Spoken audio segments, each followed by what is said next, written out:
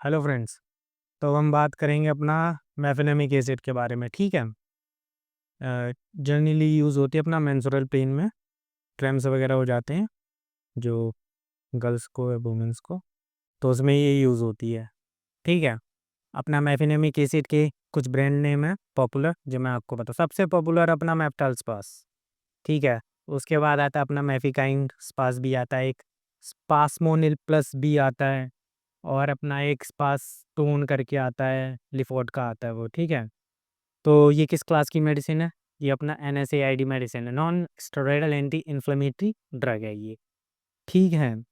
तो पिछली यूज़ होती है अपना माइल्ड से मॉडरेट पेन, जब कभी बॉडी में हमारे माइल्ड या मॉडरेट पेन हो रहा, कम बहुत ही हल्का हल्का दर्द हो रहा हो, ठीक है, या मॉडरेट पेन हो रहा हो, तब इसको देते हैं। और ये हल्का हल्का दर्द तब कब होता है? अपना डिस्मेनोरिया में होता है।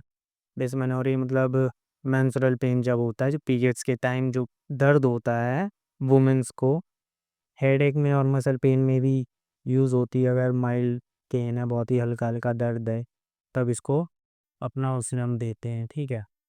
कभी कभी जैसे कि सर्जरी के बाद दर्द हो रहा है हल्का सा, वैसे सर्जरी के बाद अगर कोई सर्जरी हुई है तो जो डॉक्टर होता है वो पहले से ही मेडिसिन दे के रखता है, दर्द ना हो। फिर भी कभी कभी हल्का हल्का दर्द, मेडिसिन डॉक्टर अवॉइड करता है पोस्ट सर्जरी के बाद, कि इसको दर्द की मेडिसिन मतलब कम से कम दी जाए। तो उसमें कुछ सर्जरी ऐसी होती हैं जिसमें कम से कम जो दर्द की दवा दी जाए, ताकि वो दूसरी जो मेडिसिन जो उसकी चल रही है उसके साथ इंटरेक्ट ना कर पाए। ठीक है। तो उस कंडीशन में क्या देते हैं? ये अपना मेफेनेमिक एसिड हम डॉक्टर लोग देते हैं। ठीक है।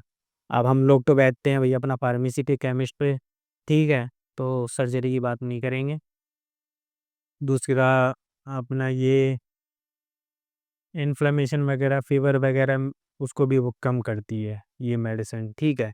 काम कैसे करती है? इसका मोड ऑफ एक्शन क्या है? मैकेनिज्म ऑफ एक्शन है इसका वही अपना कॉक्स 1 और कॉक्स 2 एंजाइम्स, जो अपना प्रोस्टाग्लैंडिन बनाते हैं, जिनकी वजह से हमको इन्फ्लेमेशन या फिर पेन वगैरह हो रहा होता है। ये कॉक्स 1 और कॉक्स 2 जो एंजाइम है उनको ब्लॉक कर देती है, तो जिसकी वजह से फर्दर जो आगे की प्रोसेस होती है वो बंद हो जाती है। अपना प्रोस्टाग्लैंडिन, जो अपना प्रोस्टाग्लैंडिन है वो नहीं बनता है। ठीक है। अब इसका डोसेज की बात कर लेते हैं। 250 mg से 500 mg तक आती है। 12 साल से कम की एज के जो बच्चे वगैरह हैं, 12 साल से कम के, उनको नहीं दी जाती है। कभी कभी डॉक्टर लिख भी देते हैं, वो कुछ कंडीशंस होती हैं जिनमें वो डॉक्टर लिखते हैं, लेकिन 12 साल से कम के बच्चों को नहीं दी जाती है। क्या तो हम इसके साइड इफ़ेक्ट की बात करते हैं। ठीक है। अपना जो इसका साइड इफ़ेक्ट हो गया, ये एक तो कॉमन साइड इफ़ेक्ट है नोज़िया, घबराहट वगैरह होना या फिर उल्टी वगैरह आना। नोज़िया हो गया, वॉमिटिंग हो गया, और अपना इंडाइजेशन, डाइजेशन खराब हो जाता है कभी कभी, इसकी वजह से डायरिया भी हो जाता है। ठीक है। और अपना स्टमक में भी कभी कभी दर्द स्टार्ट हो जाता है। ठीक है। और इसके सीवियर साइड इफ़ेक्ट ये हैं, जैसे कि ब्लड प्रेशर ये बढ़ा देता है। ठीक है। जिनको जो ब्लड प्रेशर के जो पेशेंट है उनमें ये ब्लड प्रेशर को बढ़ा देता है। ठीक है। किडनी के पेशेंट जो होते हैं उनको दिक्कत करता है, जिनका किडनी फंक्शन सही नहीं करता है। लेवर जिनका डैमेज है उसमें भी ये दिक्कत करता है। ठीक है। तो उनको ये नहीं दिया जाता, अवॉइड किया जाता है। ठीक है। प्रेगनेंसी में नहीं देना है। ठीक है। इसको खाने के बाद अल्कोहल नहीं लेनी है। ठीक है। और जो अस्थमा के जो पेशेंट होते हैं उनको भी नहीं दिया जाता, क्योंकि ये NSAID ड्रग है, non steroidal anti inflammatory drug है। ठीक है। क्योंकि इसका एक साइड इफेक्ट होता है एलर्जिक रिएक्शंस वाला, जिसमें स्वेलिंग हो जाती है।